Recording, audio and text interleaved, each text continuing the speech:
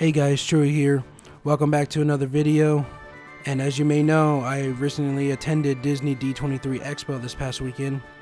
And I'm here to give you a quick rundown of what I experienced at the event.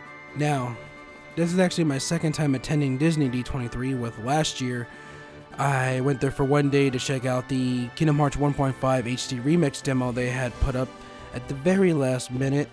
And after exploring the entire event, I must say that Disney D23 is actually a pretty interesting expo for all Disney fans, and it's a type of show that I highly recommend if you're a very big Disney fan like myself.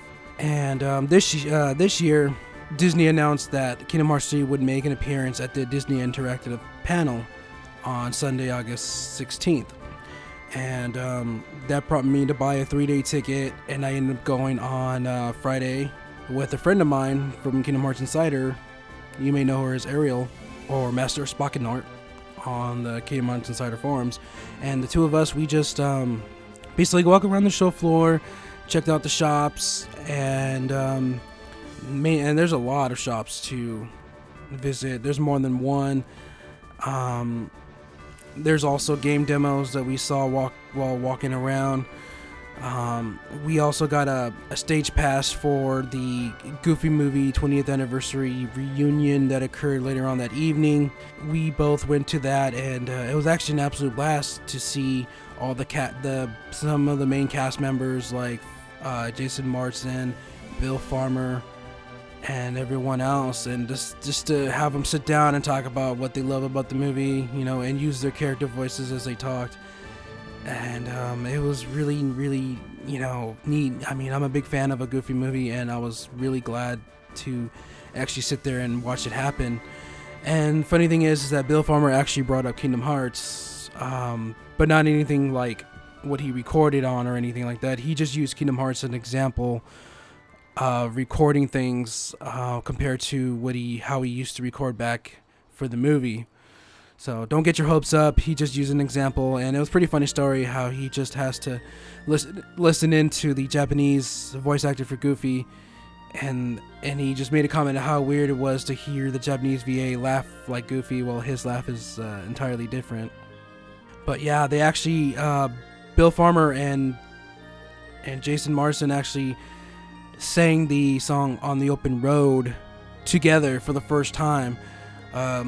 Basically what happened was that they had another voice actor for Max perform that song with Bill Farmer, and this is actually the first time they actually did this song together, and it was nice. Everybody sang along, they clapped, and I enjoyed that moment. But the very best moment of the entire panel was Tevin Campbell, who does the voice of Powerline in the film, came out in a surprise concert and performed Eye to Eye, and that just got the entire people in attendance to stand up and sing along, and all the voice actors got up, they danced, they had dancers and everything like that. And when Devin finished the song, they shot little poppers, shot out confetti, and what a way to end that panel. And man, I just still remember it, and my God, that was just absolutely wonderful and amazing, and just one of those things that you can only see like once in your lifetime. Now on Sunday, I actually woke up at 3 in the morning. I got to Anaheim at 4:45, and there was already a line starting to grow out, but fortunately a friend of mine was already in line, and we were about like between 50 and 150th person in line while we're waiting outside. By 5 in the morning, they actually got us, not by 5, I mean by like 5:30, which was kind of late on their part. They finally got us into the underground area where the main line is supposed to be. We were all lined up around the end of the center area of the line, which is there's 3 different lines. Like there's for left side of the stage, the center, and the right. We were in the center stage area, where at the very end of the first row, we just sat there, camped out, and just once they did a few announcements of what to expect later on, They let us go about, and we spent most of some of the time talking with other Kingdom Hearts fans, giving out Kingdom Hearts stickers, taking pictures of cosplayers. I saw an Aqua Ventus, Sora Riku, and a Roxas cosplayer. Took photos, and I also did a test run on Periscope to see how the app would work, and it got a lot of positive reviews from people who were watching, and they were asking me if I was going to try to Periscope the panel, and I said I'd try. And once the time came, they moved us up to the main floor where all the panel was going to happen. I was seated in the third row from the stage, a little bit to the left, and when I got in my seat, I noticed Shinji Hashimoto, who's the executive series producer on the Kingdom Hearts series, seated directly in front of me. And I didn't see any other guests. There was no Tetsuya Nomura or Taya Sue or Yoko Shimomura.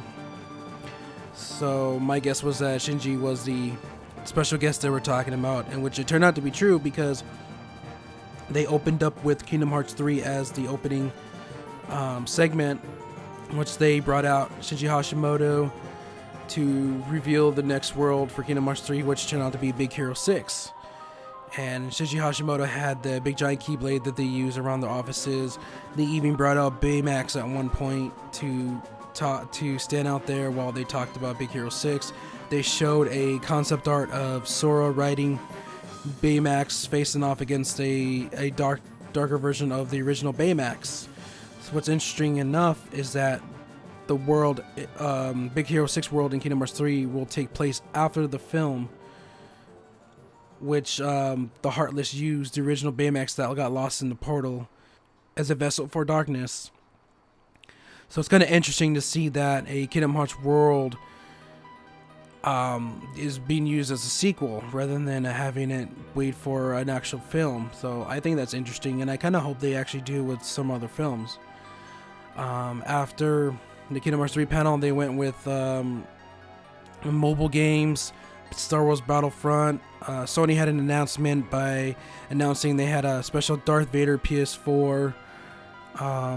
Then the last segment is Disney Infinity 3.0, and they closed out the Disney Infinity by bringing back Shinji Hashimoto, and there they revealed that the Keyblade will make an appearance in Disney Infinity as the ultimate unlock.